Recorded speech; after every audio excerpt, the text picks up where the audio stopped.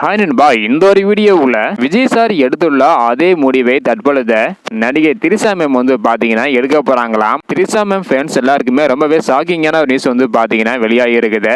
So என்ன அப்படின்றத வீடியோக்களை போய் டீட்டெயிலாக வந்து பார்த்துடலாம். அதுக்கு முன்னாடி இன்னும் நம்ம சேனலை சப்ஸ்கிரைப் பண்ணாம இருந்தீங்கன்னா மறக்காம பண்ணிக்கோங்க. ஓகே அன்பா, வாங்க நினைக்கிற வீடியோக்குள்ள போகலாம். ஓகே அன்பா, திரிஷா மேம் எடுத்துள்ள அந்த ஒரு அதிரடியான முடிவு என்ன அப்படின்ற பாக்குறதுக்கு முன்னாடி 2 வருடங்களுக்கு முன்னாடி வந்து பாத்தீங்கன்னா தொடர்ந்து திரிஷா மேமோட படங்கள் வெளியாகிட்டு இருந்தது.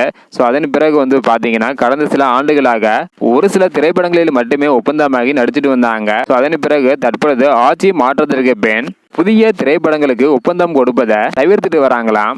அதாவது முன்பு ஒப்புக்கொண்ட திரைப்படங்களில் மட்டும் நடித்துவிட்டு சினிமாவில் இருந்து கொஞ்ச காலம் ஓய்வெடுக்க நடிகை திரிஷா இவங்க வந்து பாத்தீங்கன்னா திட்டமிட்டிருப்பதாக ஒரு தகவல் வெளியாகி இருக்குது. அதாவது விஜய் சார் சினிமாவில் இருந்து நிரந்தரமாக விலகி இருக்கிறாங்க. ஆனா திரிஷா மேம் வந்து பாத்தீங்கன்னா கொஞ்ச காலம் மட்டும் ஓய்வெடுக்க இருப்பதாக சொல்லப்படுகிறது. அது மட்டும் இல்லாம திரிஷா மேம் இவங்க தயாரிப்பு துறையில் இறங்கலாம் அப்படின்றக்கான ஒரு தகவலும் கசிந்திருக்குது. தயாரிப்பு துறைக்கு வந்தாங்க அப்படின்னா கண்டிப்பாக நடிப்பை முற்றிலும் தவிர்த்து விடுவாங்க.